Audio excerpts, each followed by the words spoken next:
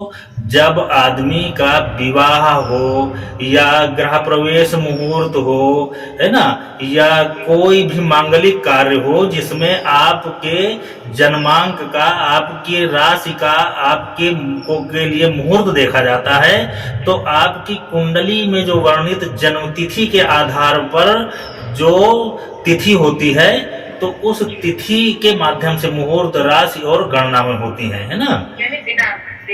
दिनांक नहीं होती, पंचांग से तिथि, इंग्लिश कैलेंडर में तारीख कही जाती है ना।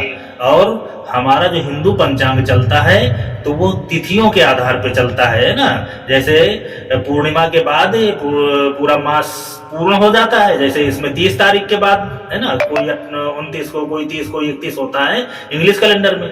वैसे हमारे यहाँ जो पूर्णिमा से जब पूर्णिमा हुई तो एक महीने पूर्ण हो गया, वो महीना पूर्ण हो गया और अगला महीना लग गया, है ना।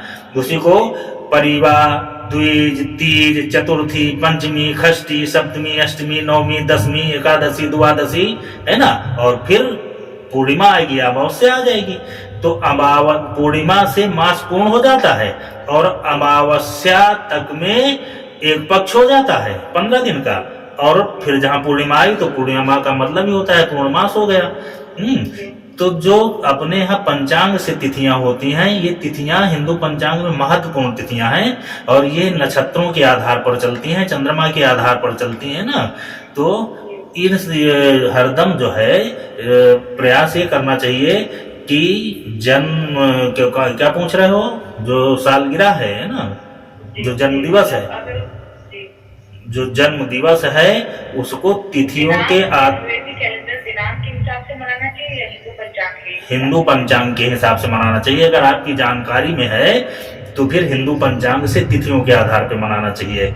आप फंक्शन के लिए, बड़े बड़े फंक्शन तमाम जो है आधुनिक कल्चर में उसको सेलिब्रेट करने के लिए, बड़ा हाई फाई वो करने के लिए लोग तारीख के हिसाब से वो कर देते हैं, है ना।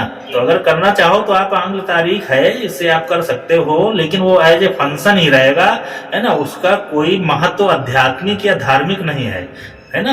अगर आप सनातन धर्म में पैदा हुए हो तो धार्मिक और आध्यात्मिक रूप से आपको तिथियों के आधार पर ही अपना जन्म दिवस मनाना चाहिए, है ना।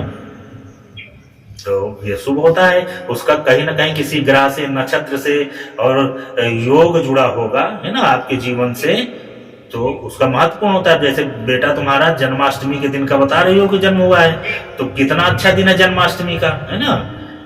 अब वो अंग्रेजी तारीख में तो बदलता जाएगा, अंग्रेजी तारीख में तो ये तिथि थोड़ी आएगी हर तारीख में। जैसे इस तिथि में हर बार कोई एक तारीख थोड़ी आती है, उसी तरीके हर तारीख में तिथि थोड़ी आएगी। तो तुम्हारा बेटा तो इस तिथि को पैदा हुआ, है ना। जन्माष्टमी का मतलब हो गया कि भादो मास की अष्टमी, है ना। तो जन्माष्टमी कितना बढ़िया भगवान कृष्ण जी का जन्म, रोहिणी नक्षत्र है। अब आप समझ लो, रोहिणी नक्षत्र, उसमें नक्षत्र थोड़ी तिथियों में तुमको मिलेगा, है ना। तो इतना शुभ है, जन्म तिथि से मनाओ, हरदम जन्म तिथि से ही मनाना चाहिए।